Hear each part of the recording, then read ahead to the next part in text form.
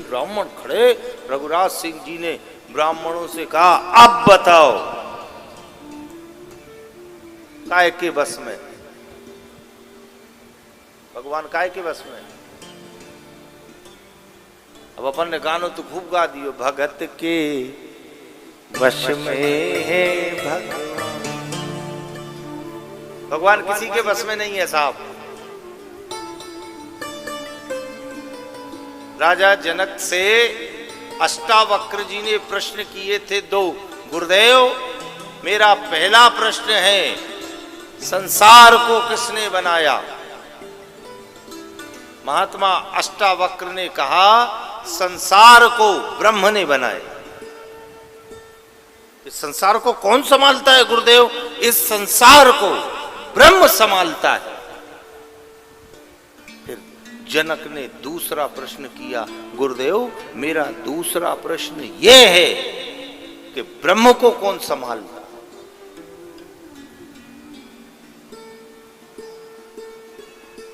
कौन ने पूछी?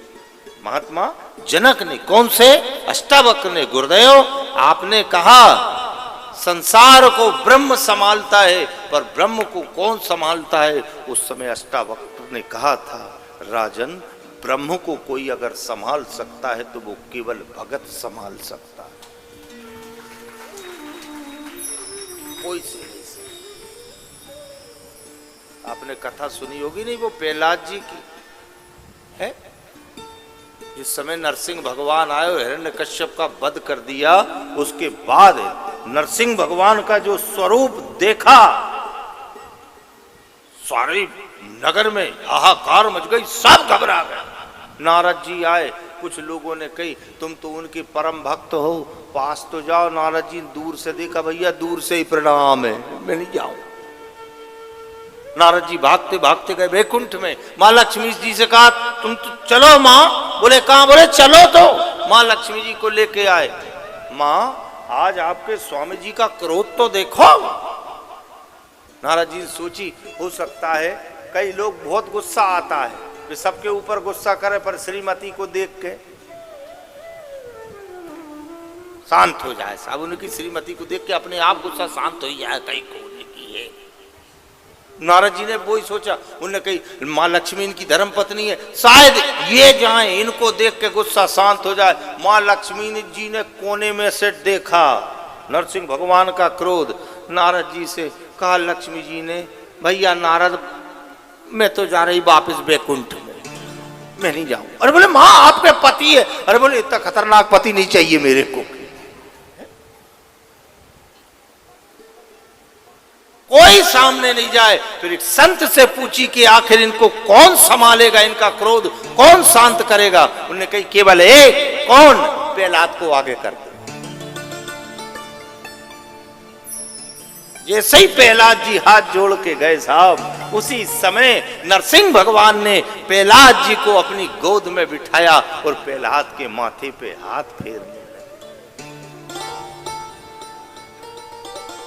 एकदम शांत हो। अब कौन ने संभाला? भक्त ने संभाला। ज्ञानी से नहीं संभला, बड़े विद्वान से नहीं संभला, पत्नी से नहीं संभला, केवल भक्त के बस में है भगवान, वो ही संभाल सकता है साहब।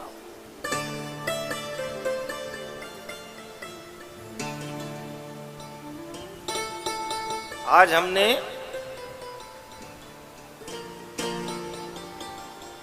एक महापुरुष का एक पद पढ़ा, अब लिख के लाए से, उनको बहुत अच्छा लगा वो पद। भगवान राम, लक्ष्मण, भरत और शत्रुघ्न ये छोटे छोटे से,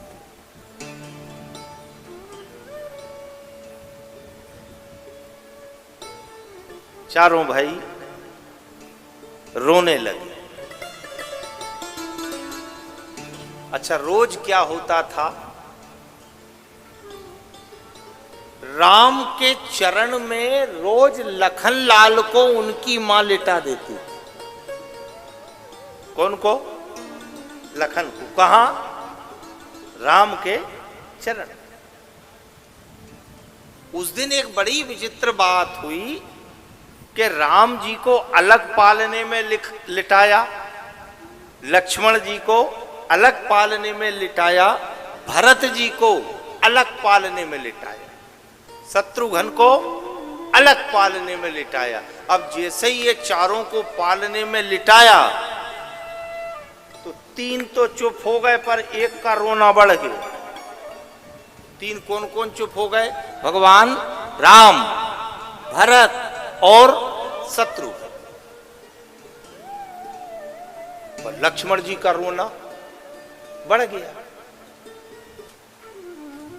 और इतना तेज रो रहे लक्ष्मण जी, मां समझा रही है, पिताजी समझा रहे गोद में लेके, लखन क्या हो गया, लखन क्या हो गया, पर रोने ही बंद नहीं।